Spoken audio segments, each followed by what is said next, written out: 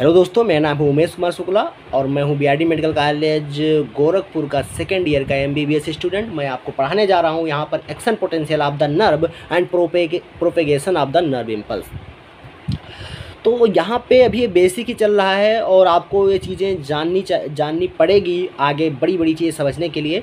उससे पहले, मेरी बात सुनने से पहले, अगर आप नए हैं तो चैनल को सब्सक्राइब कर दीजिए, बेल आइकन दबा दीजिए और लाइक ज़रूर कर दीजिए। भाई साहब, लाइक तो ज़रूर कर दीजिए और जो दिख रहा है सब्सक्रिप्शन का घंटा, उसको ज़रूर भाई घंटी बजा के ही शुरुआत कीजिए, ठीक है। मेरी मेहनत का एक लाइक तो बनता ही है भाई, ठीक है। शुरू करते हैं। Action potential of the nerve. Action potential क्या है? देखो, एक्शन पोटेंशियल क्या है? जब मेम्ब्रेन रेस्ट में होती है, मेम्ब्रेन क्या है, रेस्ट में पड़ी हुई है, तो कोई भी एक्शन पोटेंशियल उसमें जनरेट नहीं है, यानी कि रेस्टिंग मेम्ब्रेन पोटेंशियल होगा। रेस्टिंग मेम्ब्रेन पोटेंशियल अलग अलग होता है नर्व के लिए, मसल के लिए, ठीक है, और कार्डियक मसल के लिए। तो अभी हम यहाँ पर नर्व के लिए पढ़ रहे हैं। तो नर्व के लिए रेस्टिंग मेम्ब्रेन पोटेंशियल कितना होता है? -90 मिली वोल्ट। एक्शन पोटेंशियल कितने पर जनरेट होता है? -70 टू -50 मिली वोल्ट पर एक्शन पोटेंशियल जनरेट हो जाता है, यानी कि इनके बीच में कहीं रहेगा। अब हम एक्शन पोटेंशियल का डिफिनीशन देखते हैं। The electrical response of the membrane to a threshold or greater than threshold stimulus क्या कहलाता है? एक्शन पोटेंशियल कहलाता है। एक्शन पोटेंशियल सिंपल भाषा में, यानी कि सिंपली हम कह सकते हैं एक्शन पोटेंशियल क्या है? एक्शन पोटेंशियल वह रिस्पांस है सेल का जिस पर सेल एक्साइट हो जा रही है, यानी कि वो मिलीवोल्ट पोटेंशियल जिस पे एक्शन पोटेंशियल, जिस पे रिस्पांस आ जाता है सेल का, वो क्या होता है? एक्शन पोटेंशियल, ठीक है।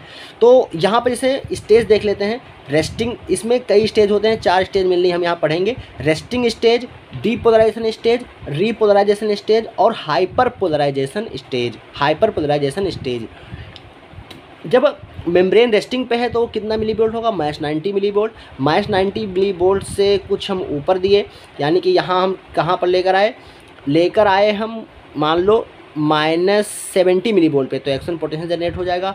तो डीपोलराइजेशन होगा, डीपोलराइजेशन, उसके बाद रीपोलराइजेशन और बाद में हाइपर पोलराइजेशन और बाद में रेक्टिफिकेशन हो जाएगा। रेक्टिफिकेशन क्या है कि जो मेम्ब्रेन होता है वो अपने शुरुआती जैसी थी रेस्टिंग में वैसे लौट आए, तो उस प्रक्रिया को क्या कहते हैं? रेक्टिफिकेशन। तो रेक्टिफिकेशन क्या है? मेम्ब्रेन का अपने अवस्था में लौट आना, यानी कि अपने स्टेट में लौट आना क्या है? रेक्टिफिकेशन है। तो ये सिंपल चीज़ें हैं, यानी कि स्टेज ध्यान रखना। Resting stage, depolarisation stage, repolarisation stage, hyperpolarisation stage, यानी कि हम बिल्कुल बेसिक 0 लेवल से पढ़ा रहे हैं भाई। अगर तुमको कुछ नहीं आता है तो ये वीडियो मेरा देखिए भाई, क्योंकि मैं बहुत ही ज़्यादा बेसिक से पढ़ा रहा हूँ। -90 मिलीवोल्ट तुम्हारा रेस्टिंग पोटेंशियल ऑफ मेम्ब्रेन होता है। -70 मिलीवोल्ट से लेकर -50 मिलीवोल्ट के बीच में एक्शन पोटेंशियल जनरेट हो जाता है। अब हम रेफ्रैक्टरी पीरियड समझने वाले हैं कि व्हाट इज़ रेफ्रैक्टरी पीरियड। तो रेफ्रैक्टरी पीरियड को 2 पीरियड में बांटा गया है, यानी कि अब्सोल्यूट रेफ्रैक्टरी पीरियड और रिलेटिव रेफ्रैक्टरी पीरियड। तो अब्सोल्यूट रेफ्रैक्टरी पीरियड क्या है? अब्सोल्यूट रेफ्रैक्टरी पीरियड वह पीरियड है जिसमें एक्चुअल एक्साइटेशन हो रहा है नर्व का, एक्चुअल नर्व काम कर रही है, एक्चुअल नर्व एक्साइट हो रही है, वो क्या है? तुम्हारा अब्सोल्यूट रेफ्रैक्टरी पीरियड है। और अब्सोल्यूट रेफ्रैक्टरी पीरियड के बाद में, यानी कि एक्साइटेशन के बाद में वापस आने और हाइपर पोलराइजेशन होने में जो समय लगा उसे कहेंगे रिलेटिव रेफ्रैक्टरी पीरियड।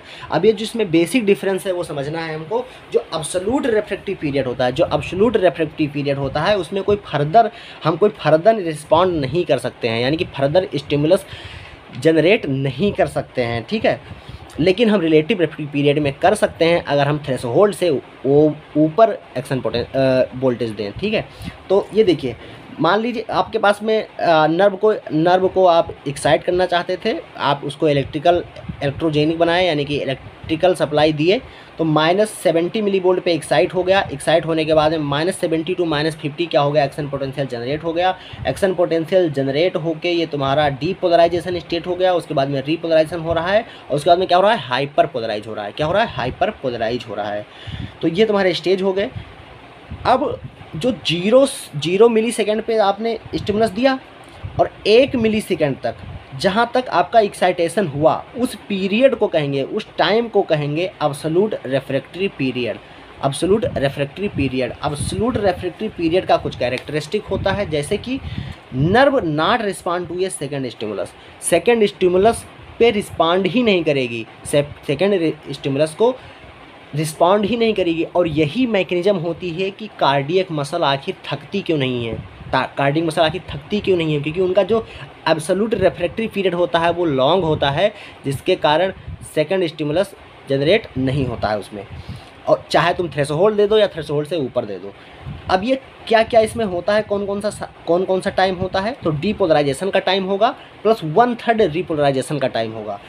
देखो सोडियम चैनल इनएक्टिवेटेड होते हैं लार्ज अमाउंट में, लार्जली यानी कि मोस्टली सोडियम चैनल जो होते हैं वो इनएक्टिवेटेड होते हैं and can not open until resting, जब तक रेस्ट नहीं आएगा तब तक एक्टिव नहीं होंगे, ओपन नहीं होंगे। तो ये इसका एब्सोल्यूट रेफ्रैक्टिव पीरियड के बारे में हो गया। वहीं पर रिलेटिव रेफ्रैक्टिव पीरियड यानी कि जो बचा, यानी कि 1/3 रिपोलराइजेशन इसमें आ गया, तो जो रिमेनिंग रिपोलराइजेशन होगा 2/3 रिपोलराइजेशन प्लस हाइपर पोलराइजेशन तुम्हारा किस में आएगा, रिलेटिव रेफ्रैक्टरी पीरियड में। ये can generate second action potential, यानी कि can generate second stimulus greater than threshold. अगर ग्रेटर देन थ्रेशोल्ड कोई पोटेंशियल दिया जाता है इसको, तो सेकंड स्टिमुलस जनरेट हो सकता है तुम्हारे रिलेटिव रेफ्रैक्टिव पीरियड में। तो ये सिंपल चीज़ें हैं जो बताया हूँ आपको। अब गाइटन हॉल के अनुसार ये चैप्टर ख़त्म हो गया। दूसरा चैप्टर है propagation of the nerve impulse. तो propagation of the nerve impulse कैसे होता है, देखिए एक्शन पोटेंशियल जनरेट हुआ, action potential generated all direction away from stimulus. देखो जब एक्शन पोटेंशियल जनरेट होगा तो कोई स्पेसिफिक डायरेक्शन में नहीं जाता है। जैसे आप कहीं पर पानी में कोई ढेला फेंके, कोई पिब्बल फेंके, तो क्या होता है कि जो वेव होती है वो चारों तरफ जाती है। ऐसे ही जब कोई कहीं आप पिंच करेंगे, स्टिमुलस देंगे, तो उसका जो दर्द होता है वो चारों तरफ जाएगा, फैलेगा। वैसे ही आप मान लो यहाँ पर स्टिमुलस दिए तो वो हर डायरेक्शन में जाएगा, सभी डायरेक्शन में जाएगा। तो वही यार समझाने की कोशिश कर रहा है कि एक्शन पोटेंशियल जब जनरेट होता है तो इम्पल्स ऑल डायरेक्शन में जाता है, ठीक है, फ्रॉम स्टिमुलस से ऑल डायरेक्शन में जाएगा। इम्पल्स कंडक्शन, अब इम्पल्स कंडक्शन कैसे हो रहा है, उसको नाम क्या दे रहे हैं इसके बारे में पता करते हैं। देखो इम्पल्स कंडक्शन अगर नॉर्मल डायरेक्शन में हो रहा है तो उसे कहते हैं आर्थोड्रोमिक कंडक्शन, और वहीं अपोजिट डायरेक्शन में हो रहा है तो उसे कहेंगे एंटीड्रोमिक कंडक्शन। अब ऑल आर नथिंग प्रिंसिपल पढ़ते हैं, ऑल आर नथिंग प्रिंसिपल पढ़ते हैं। ऑल आर नथिंग प्रिंसिपल क्या है, सिंपल भाषा पहले समझ लो। ऑल आर नथिंग प्रिंसिपल क्या है कि अगर कोई एक्शन पोटेंशियल जनरेट हो गया तो वो इम्पल्स के रूप में ट्रांसफर हो जाएगा। अगर कोई एक्शन पोटेंशियल जनरेट हो गया तो वो इम्पल्स पूरे नर्व फाइबर में ट्रेवल कर जाएगी, पूरे नर्व फाइबर में ट्रेवल कर जाएगी। ये क्या है, ऑल आर नन प्रिंसिपल है। ऐसा नहीं होगा कि इम्पल्स जनरेट हो गया और वो पूरे नर्व फाइबर में कंडक्शन ही नहीं हुआ उसका। तो ये तुम्हारा है ऑल आर नन प्रिंसिपल। तो ये क्या हो गया, once an action potential is elicited on ये nerve fibre, it travels the entire length of the fibre, यानी कि entire length of the fibre में जाएगा ही अगर एक बार एक्शन पोटेंशियल जनरेट हो गया तो। बट फॉर इट, लेकिन इसके लिए कुछ कंडीशन हैं जो फॉलो होना चाहिए, यानी कि सेफ्टी फैक्टर होना ही चाहिए। क्या होना चाहिए, एक्शन पोटेंशियल और जो थ्रेशोल्ड पोटेंशियल होता है उसका जो रेशियो है वो ग्रेटर देन 1 होना चाहिए, ग्रेटर देन 1 होना चाहिए। यानी कि थ्रेशोल्ड ज़्यादा होना चाहिए एक्शन पोटेंशियल से। इसका मतलब क्या, थ्रेशोल्ड ज़्यादा होना चाहिए एक्शन पोटेंशियल से। इसको ही कहते हैं सेफ्टी फैक्टर फॉर प्रोपेगेशन के लिए सेफ्टी फैक्टर। अगर ये सेफ्टी फैक्टर है तभी पूरे फाइबर्स में इम्पल्स का कंडक्शन होगा, वरना नहीं होगा। और ये क्या है, ऑल और नन फिनोमेना हो। अब आपको पता होगा जो नर्व फाइबर होते हैं वो 2 प्रकार के होते हैं, माइलिनेटेड नर्व फाइबर्स और अनमाइलिनेटेड नर्व फाइबर्स। अनमाइलिनेटेड जो नर्व फाइबर होते हैं उसमें कंडक्शन आसानी से हो जाता है क्योंकि स्वान सेल नहीं पाई जाती। स्वान सेल नहीं होती है तो जो स्फिंगोमाइलिन होता है, देखो स्वान सेल में, देखो ये माइलिनेटेड जो माइलिनेटेड फाइबर्स होते हैं उनमें स्वान सेल होगी। स्वान सेल में क्या होता है, स्फिंगोमाइलिन होता है। क्या होता है, स्फिंगोमाइलिन होता है जो एक इंसुलेटर है, जिसके कारण स्फिंगोमाइलिन स्वान सेल से कंडक्शन अच्छे से नहीं हो पाता है, लेकिन अनमाइलिनेटेड में तुम्हारा एग्जाम से ही कंडक्शन होगा। तो स्फिंगोमाइलिन होने के कारण जो माइलिनेटेड नर्व फाइबर में कंडक्शन होता है वो किसके द्वारा होता है, नोड ऑफ रैनवियर के द्वारा होता है। नोड ऑफ रैनवियर क्या होता है, 2 से 3 माइक्रोमीटर गैप होता है तुम्हारा किसमें, स्वान जो तुम्हारा 2 माइलिन शीथ होती है उसके बीच में गैप होता है, ठीक है। उन गैप के बीच से तुम्हारा कंडक्शन होता है। ये अनइंसुलेटेड एरिया होती है, यानी कि नोड टू नोड ट्रांसमिशन होता है। इसे कहते हैं साल्टेटरी कंडक्शन। क्या कहते हैं, साल्टेटरी कंडक्शन। तो अनमाइलिनेटेड फाइबर में क्या पाया जाता है, साल्टेटरी कंडक्शन पाया जाता है। अब यहाँ कुछ पीजी के लिए देख लेते हैं। आप इसको आप प्रूफ में भी लिख सकते हैं, तो अच्छा नंबर मिलेगा। अगर आप नहीं चाहते हैं प्रूफ में लिखना तो आप अच्छे से इसको पढ़ लीजिए, क्योंकि आगे काम आएगा आपके। Nerve conduction directly proportional to direct diameter जितना ज़्यादा होगा नर्व का डायमीटर जितना ज़्यादा होगा उसका कंडक्शन भी उतना ही ज़्यादा होगा। नर्व फाइबर्स को बांटा गया है ए बी सी में, 3 में बांटा गया है। ए बी सी में ए तुम्हारे जो ए है वो 4 प्रकार का होता है, अल्फ़ा, बीटा, गामा और डेल्टा। तो ये नर्व फाइबर का क्लासिफिकेशन हो गया। देखो जो ए अल्फ़ा है वो लार्जेस्ट नर्व फाइबर्स है, मोर डायमीटर, सबसे ज़्यादा डायमीटर किसका होगा, ए अल्फ़ा का। बी फाइबर्स होगा, उसके बाद सी फाइबर। ध्यान रखिएगा, C fibre is the only fibre that are unmyelinated. तो अनमाइलिनेटेड फाइबर का कौन एग्जाम्पल है, सी फाइबर। डायमीटर का अगर हम आर्डर देख लें तो ए अल्फ़ा सबसे ज़्यादा, उसके बाद बी का, उसके बाद सी का। स्पीड ऑफ कंडक्शन, जिसका डायमीटर ज़्यादा उसका स्पीड ऑफ कंडक्शन ज़्यादा, तो ए अल्फ़ा का सबसे ज़्यादा कंडक्शन, उसके बाद बी का, उसके बाद सी का। यानी कि हम जल्दी अगर चाहेंगे कि जल्दी हमको रिलैक्स मिले पेन से किसी चीज़ से, तो हम क्या करेंगे, ए अल्फ़ा को स्टिमुलेट करेंगे, ठीक है। यानी कि कोई ऐसी दवाई देंगे जो ए अल्फ़ा को स्टिमुलेट कर दे। अब देखो और कुछ चीज़ें देखते हैं इसमें। देखो A alpha fibres more susceptible to pressure. जो ए अल्फ़ा फाइबर है वो मोर ससेप्टिबल है किसके लिए, प्रेशर के लिए, क्योंकि इसका डायामीटर क्या है, बड़ा है। डायामीटर बड़ा होने के कारण इससे प्रेशर पड़ेगा तो इसकी साइज़ छोटी हो जाएगी। साइज़ छोटी हो जाएगी तो ये प्रेशर के लिए मोर ससेप्टिबल है। वहीं पर जो टाइप सी फाइबर है वो मोर ससेप्टिबल है लोकल एनेस्थेटिक्स के लिए, यानी कि जो टाइप सी फाइबर्स होगा लोकल एनेस्थेटिक्स देने पर जल्दी ही वो रेस्ट पे आ जाएगा, मतलब कि सुस्त पड़ जाएगा। और वहीं पर type B fibres more susceptible किसके लिए होता है, हाइपोक्सिया के लिए, यानी कि हाइपोक्सिया के लिए मोर सेंसिटिव कौन होता है, type B. Efficacy of local anaesthetics, जो इफिकेसी होती है लोकल एनेस्थेटिक्स की वो इन्वर्सली प्रोपोर्शनल होती है फाइबर साइज के, यानी कि फाइबर साइज जिसकी जितनी ज़्यादा उसकी इफिकेसी लोकल एनेस्थेटिक्स के प्रति उतनी ही कम। अब एक साइज प्रिंसिपल है उसको देख लेते हैं। Increase effect of local anaesthetics as the fibre size decreases is refer to as the size principal.